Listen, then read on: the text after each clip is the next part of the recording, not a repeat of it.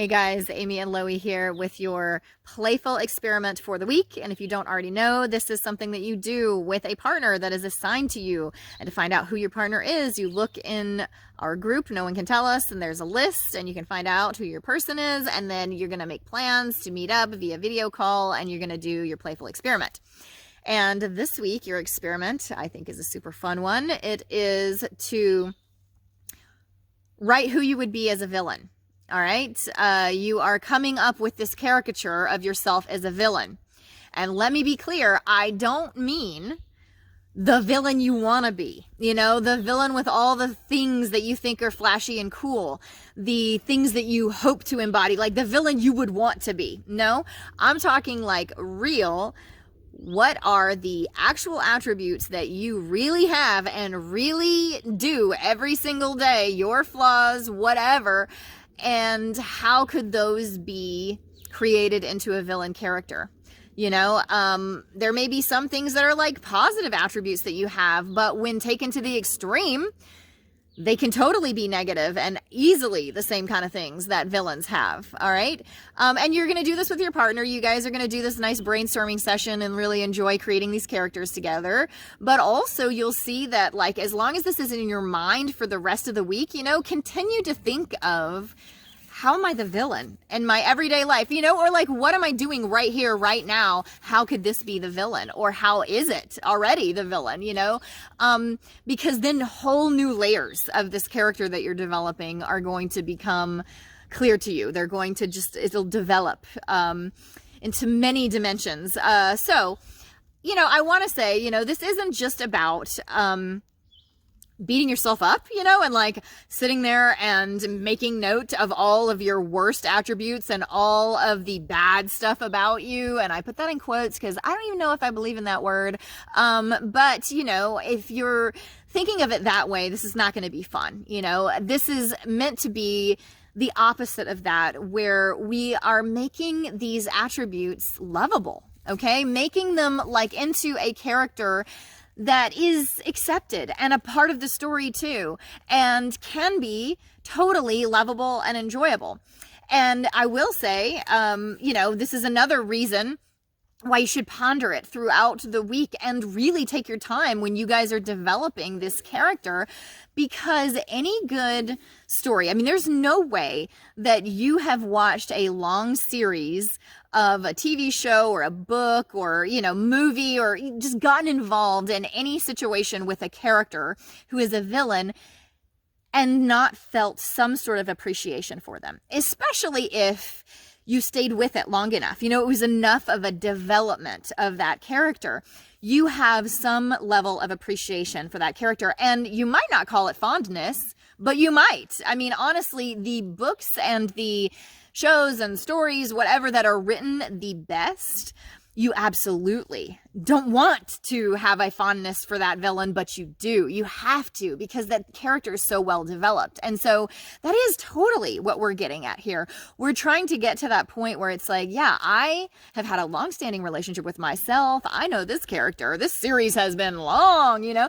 And if I really think about it and give it some consideration, we can make this lovable. Like, and it is lovable. And this is us developing that very same appreciation or fondness that we would for the character who is the villain for all the sides of ourselves. Even the sides of ourselves that are more of the challenging, difficult, kind of dark sides of ourselves, because those parts have a place too, just like the villain in the story. And we can actually appreciate them and maybe even like laugh at them and enjoy them, because yeah, your life is going to be pretty rough and boring if you like can't laugh at yourself. So this is totally about us developing more love for ourself, even the dark side. And honestly, it's like helping us get more in touch with reality too, because reality is so 50-50. There are dark sides. There are challenging things. You're going to have flaws, just like you're going to have awesome stuff too. And it's kind of just good to go ahead and embrace it all and realize, like, life is 50-50. There is never just being one without the other. And, you know, sort of like the sooner we realize that, the more life can be easy and flow, and we can like just kind of embrace it all and appreciate it all as a part of the story, just like we do with the villain.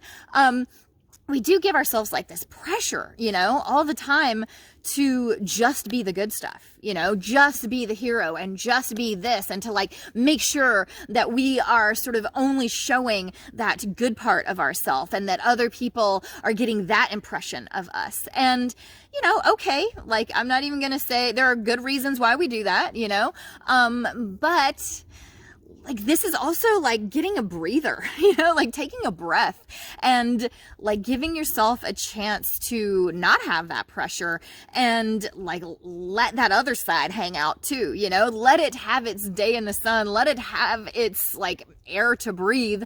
You don't always have to be the hero. You can like let that villain come out too and like claim it, own it, enjoy it, play with it, get creative, like making that character, and just like, yeah, let it be. There's no pressure. It is totally a release of the pressure valve. You don't have to just be the hero. You can be the villain too. Because, you know, like I said, you are. All right. So that's me, you know, going on and on.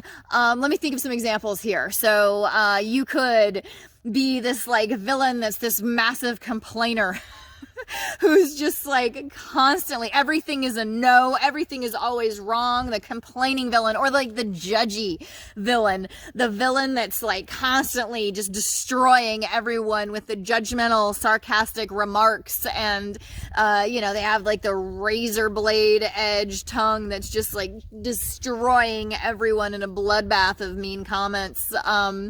Or you could be the like really sort of like give up villain, like the character that just destroys the plan and the story. And they're sort of like the subtle villain because they give up and they quit and they just like ghost you and don't show up and bail out and ruin everything. And they could be that kind of villain. What kind of villain would you be? I would be the sneaky, like deviant kind of villain that like sneaks around and steals stuff and would do the complete opposite of what somebody asked me to, just cuz.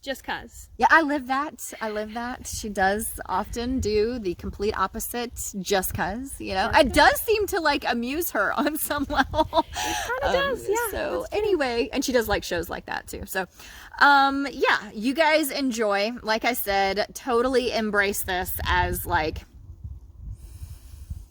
deep self-love, you know, the kind where you find a way to take that thing that has driven you nuts about yourself, or that you're like embarrassed to even admit is you, you know, and like make it into a character, make it into a villain, develop the villain, you know, and see if you can't enjoy them. Definitely laugh at them, you know, like I said, it's what will make life way more interesting if you can totally embrace it all and enjoy it all, laugh at it all, laugh at yourself.